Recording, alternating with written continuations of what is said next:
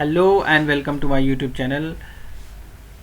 100 question तक मैंने cover करा दिए हैं। आज हम अब बाकी क्वेश्चंस को कवर करते हैं। ठीक है, बाकी क्वेश्चंस को कवर करते हैं। कोशिश करते हैं कि पूरे 150 तक क्वेश्चन हम कवर कर लें। अगर फिर भी वीडियो कहीं से ब्रेक होता है, अपलोड नहीं होता है, तो दोबारा बनाना पड़ेगा और दोबारा से अपलोड करना पड़ेगा। कोशिश करेंगे कि थोड़े कम करें ताकि वीडियो सक्सेसफुली अपलोड हो जाए। तो आगे बढ़ने से पहले एक छोटी सी रिक्वेस्ट है, अगर आपने चैनल सब्सक्राइब नहीं किया है तो सब्सक्राइब कर लीजिए, बेल का आइकन प्रेस कर दीजिए ताकि आपको सारी नोटिफिकेशन सबसे पहले मिले। तो चलिए आते हैं 101 क्वेश्चन से। 101 क्वेश्चन क्या कहता है? तो 101 क्वेश्चन हमारा बात करता है, पहले स्क्रीन पे हम क्वेश्चन तो ले आए। ये रावण। तबकात ए अकबरी के लेखक कौन थे? अकबर के टाइम से बाहर नहीं निकल रहा है इतिहास में। ठीक है, जबकि ज़्यादातर मॉडर्न हिस्ट्री पूछी जाती है। थोड़ा टफ पेपर आया है, मैं फिर कहूँगा, आप लोगों का समर्थन करता हूँ। तबकात ए अकबरी के लेखक थे निज़ामुद्दीन। तो इसका सही आंसर है ए। कौन थे तबकात ए अकबरी के लेखक? निज़ामुद्दीन थे। ठीक है, क्वेश्चन नंबर 102 कह रहा है, निम्नलिखित में से कौन सा वंश संस्थापक सही सुमेलित नहीं है? सुलुआ वंश, नरसिम्हा सुलुआ, आरुवड़ी, तिरुमाला संगम, हरिहर प्रथम, तुलुआ, कृष्णदेव राव। देखो ये जो है सुमेलित नहीं सही, तो डी ऑप्शन इसका करेक्ट होगा। जल्दी से आगे बढ़ते हैं। दिव्यांगजन अधिकार अधिनियम 2016 के पूर्व के अधिनियम में कितने प्रकार की दिव्यांगताएं शामिल थीं? तो इसमें 7 प्रकार की दिव्यांगताएं शामिल थीं। बहुत अलग अलग एक्ट पूछ लिए गए हैं। ये भी एक तरह से पॉसिबल नहीं है कि इतने सारे एक्ट आप कवर करें। मेन एक्ट आप कवर करते हैं तो ये जीके का पेपर में जो एक्ट भी पूछा गया है ना, वो भी काफ़ी ज़्यादा टिपिकल पूछे गए हैं। मुझे लग रहा है इसका कट ऑफ काफ़ी लो जाएगा, ऐसा मुझे लगता है। बाकी क्योंकि जो जुडिशरी का पैटर्न है, उसके जीके का पेपर लोग इतना ज़्यादातर लोग करंट को प्रेफरेंस देते हैं। वैसे करंट के क्वेश्चन तो आए हैं, लेकिन छोटे छोटे एक्ट्स के जो लोग क्वेश्चन पढ़ते हैं, एकदम रट्टा कोई नहीं मारता है। ठीक है, क्वेश्चन तो सबने ही पढ़े होते हैं ऑलमोस्ट, और एक बार नहीं 2 बार, अगर एक बार आपके दिमाग से गुजर गए, दोबारा आप पढ़ रहे हैं, तिबारा पढ़ रहे हैं, तो जब तक आपकी पूरी जो एक लय नहीं बनती है पढ़ाई की, जैसे आज आपने पेपर दे दिया, आपने कल आराम करने लगे, परसों आराम करने लगे, नहीं अब तो अगला पेपर 2 महीने बाद है, तो ये सब मत कीजिए।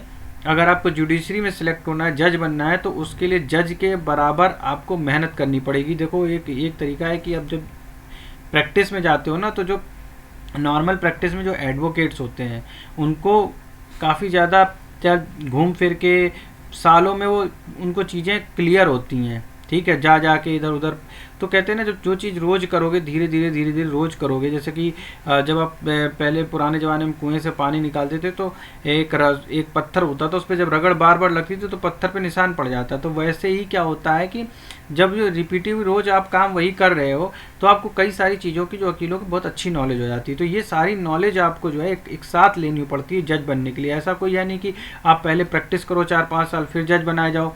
तो जज का एग्ज़ाम आप पहले दे देते हो, तो वकालत की प्रैक्टिस करने से पहले आप जज बन जाओगे, तो उसके लिए आपको उतनी नॉलेज होना चाहिए। इसीलिए सारे अधिनियम जो है, छोटे मोटे जो भी हैं, ये अपने दिमाग में सब ये जुडिशरी वाले चाहते हैं कि आप बिठा लो, ताकि आपको जो है कम से कम थ्योरेटिकल पूरा नॉलेज हो। प्रैक्टिकल आप धीरे धीरे जजमेंट की प्रैक्टिस करते करते आपको प्रैक्टिकल भी समझ में आएंगे सारे। तो आपको चीज़ें समझ में आएंगी, जल्दी समझ में आए, क्योंकि आपको एक बार में कई सारी हियरिंग सुननी होती होंगी, कई सारे डिसीजन देने होते होंगे, जो एडवोकेट्स आपको जो एक सिनॉप्सिस टाइप की देते हैं, और आप उसको पढ़ के जो है एकदम जो निशान लगी चीज़ें आपको सब पढ़ने को मिलती है ना, तो उससे आपकी अंडरस्टैंडिंग क्लियर हो जाती है अच्छी। तो जो धीरे धीरे आप बिल्कुल परिपक्व जुडिशरी लाइन में हो जाते हो। तो इसलिए एकदम बिल्कुल फाइन ट्यून चाहिए इनको। ठीक है, तो उसके लिए मेहनत में कोई कमी नहीं होनी चाहिए, और जब भी लगता है कि हाँ आप जुडिशरी में हो। तो 104 जो है, महिलाओं का अशोभनीय प्रस्तुतिकरण निषेध अधिनियम के बारे में क्या सत्य नहीं है? Indecent representation of women prohibition act. ठीक है, इसमें क्या है? It shall come into force on such date as the central government में by its gazetted notification appoint it was passed on 1986 and extended to the whole of India. तो इसका सही answer है ऑल ऑफ द अबव। ठीक है, 105 प्रश्न number है।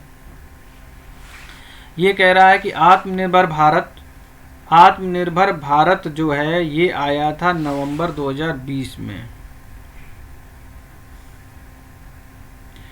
और इसका हो गया 4, और इसके बाद पीएम वानी आया है 2018 में, पीएम कुसुम आया है दिसंबर 2020 में, और आयुष्मान भारत आया 2019 में। 4 थी। देखो मैंने कहा ना, इस बार डी आया, और 2018 का पेपर निकालो तो ज़्यादातर ए सही मिलेंगे, तो इस बार डी कर दिया, पलट दिया। जो लोग उस पिछली बार वाला पेपर गए होंगे पढ़ के होंगे, तो पिछली बार हमने ए तुक्का मारा, तो डी तुक्का मारेंगे, सारे सही हो जाएंगे।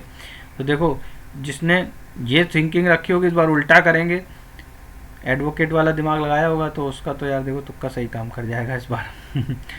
ज़्यादातर डी इस तरह के जितने भी प्रश्न हैं ज़्यादातर डी ऑप्शन ही सही निकलना है, इसलिए मैं कह रहा हूँ। जो सी सेट है खास कर उसकी बात करें, सेट का क्वेश्चन तो एक ही जैसे होंगे सारे सेट में, तो डी ऑप्शन ही सही है। ठीक है, ऊपर नीचे होंगे बस। क्वेश्चन नंबर 106, सारे में डी नहीं, जो इस टाइप के क्वेश्चन हैं मैंने कई सारे करा दिए हैं, आप लोग ध्यान देंगे तो देखना।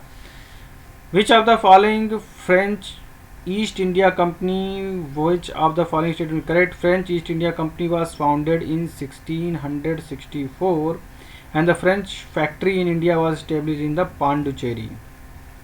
ठीक है, तो इसका कौन सा सही आंसर लग रहा है आपको? मेरे हिसाब से तो ये दोनों ही सही हैं, लेकिन मैं इसमें डाउटफुल हूँ, तो 106 में भी छोड़ता हूँ। आप लोग कमेंट करके मुझे आंसर इसका बताइए तब तक। ठीक है,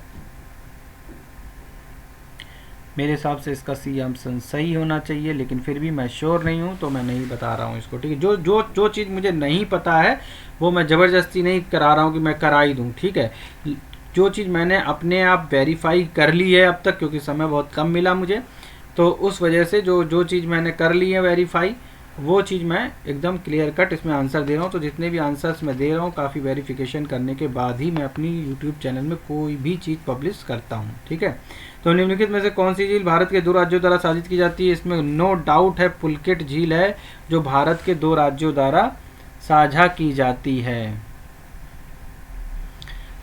108 नंबर क्वेश्चन कह रहा है, ये भी बहुत सरल क्वेश्चन है। लोक लेखा समिति के सदस्य निम्नलिखित होते हैं, लोकसभा से 15 और राज्यसभा से 7, और टोटल युग्म होता है इसका 22, तो 22 108 का ए ऑप्शन सही है। निम्नलिखित में से किस विदेश यात्री ने अनारकली की दंत कथा का उल्लेख किया है? Ralph Fitch, William Finch, William Hawkins, sir Thomas Roe. तो इसका सही आंसर है विलियम फिंच।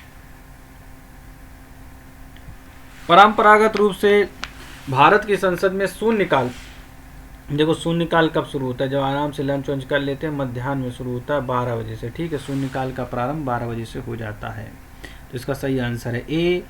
विद्युत की जो प्रेस हीटर होती है, विद्युत मोटर की केटली आदि किस तत्व से बनी होती है? ये बनी होती है नाइक्रोम की। अगर ऐसे क्वेश्चन मिल जाएंगे तो फिर जल्दी हो जाएगा। ठीक है, तो फिर सारे क्वेश्चन इसी में कवर करा देंगे।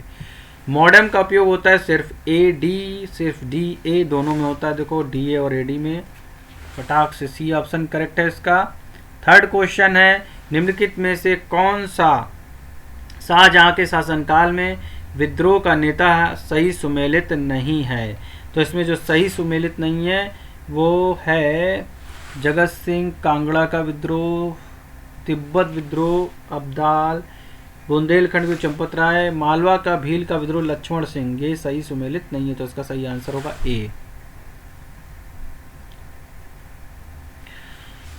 2022-23 के संघीय बजट में अमृतकाल में भारत की आकांक्षाओं के लिए निम्नलिखित कौन सा लक्ष्य सही है? देखो इस तरह क्वेश्चन मैंने कहा है कि हमेशा दोनों ही सही होते हैं। Focus on growth and all inclusive welfare, promotion of technology enable development. ठीक है, तो कोई ऐसा तो है नहीं कि ग्रोथ पे फोकस करें और टेक्नोलॉजी ना करें। तो ये क्वेश्चन कुछ जीके वाले ऐसे भी आ जाते हैं जिनमें जो कॉमन सेंस होता है वो काम कर जाता है, तो इसमें कॉमन सेंस जिसने लगा दिया होगा उसका सही हो गया। With reference to the Puranas with the following statement is correct. Vishnu Puran is considered more reliable for the history of Maurya. Matsya Puran considered reliable for the history of Andhras. तो दोनों सही हैं इसके। ठीक है, ये भी सही है और ये भी सही है, तो आंसर है इसका सी। आगे बढ़ जाते हैं। 116, ये कह रहा है कि निम्नलिखित कूटों को सही के सुमेलित कीजिए। तो चनुदाड़ो जो है ये संबंधित है धान से, इसका 3 हो गया। और हड़प्पा संबंधित है, हड़प्पा का मुझे श्योर नहीं है, हड़प्पा संबंधित है कुंतासी, कुंतासी सी, कुंतासी संबंधित है सरसों से। तो 3 और 4 देखिए, उल्लास ज़्यादा क्लियर नहीं हो रहा मुझे। तो 3 और 4 देखिए ऑप्शन इसमें किसमें है, ए का 3 और सी का 4। ए का 3 और सी का 4।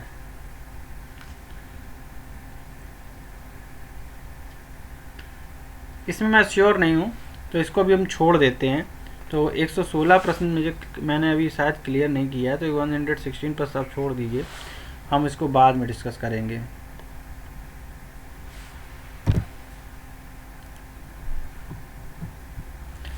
विच of the following require a communication system, transmitter, receiver, antenna. देखो ये तीनों ही जरूरी होते हैं, ट्रांसमीटर भी जरूरी होता है, रिसीवर भी जरूरी होता है, एंटीना भी जरूरी होता है। इंटरनेट जरूरी नहीं होता कम्युनिकेशन में, इंटरनेट के बगैर भी कम्युनिकेशन होता है, ठीक है।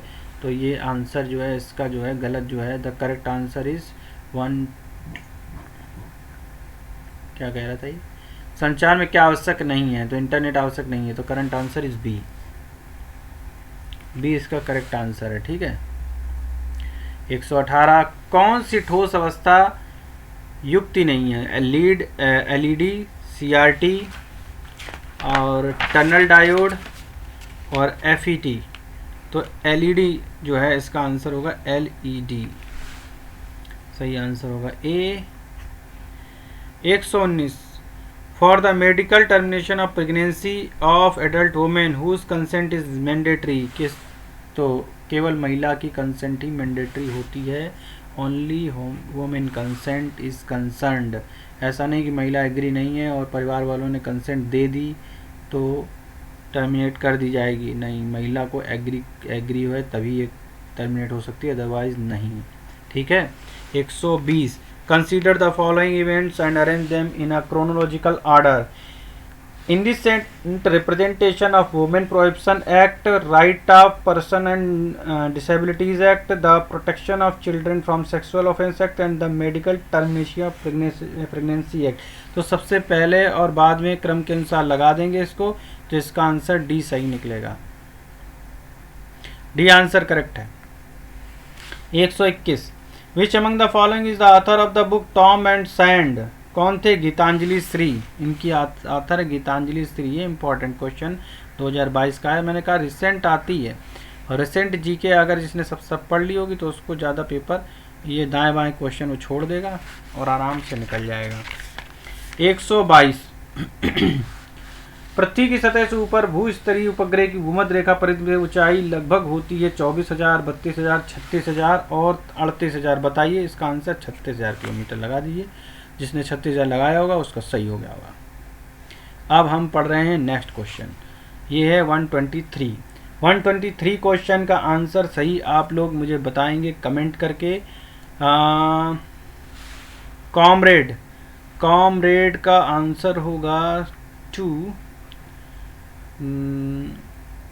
नवजीवन ये अखबार हैं और ये इनकी भाषा। तो कॉमरेड जो है ये जो पेपर है आपको नाम से ही लग रहा है इंग्लिश में ही प्रकाशित हो रहा होगा, और नवजीवन जो है गुजराती पेपर है न्यूज़, और स्वदेशी मित्र, स्वदेशी मित्र जो संबंधित है मित्रन, स्वदेश मित्रन सी, स्वदेशी मित्रन, त्रन मिला दिए तो तमिल से संबंधित होगा ये। 4, 2, 3 तो इसका कंफर्म है, तो ए का 2 देखिए कि 2 और बी का 3 किस में है, ए का 2 बी का 3, यानी B answer is correct.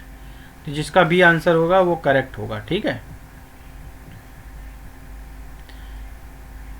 PMI index shows trend in which of the following sectors, ठीक है, किस सेक्टर्स में होता है पीएमआई इंडेक्स, सर्विस में होता है और मैन्युफैक्चरिंग में होता है। तो ये तो आप लोगों ने लगा दिया होगा सही, मुझे लग रहा है ऐसा कुछ।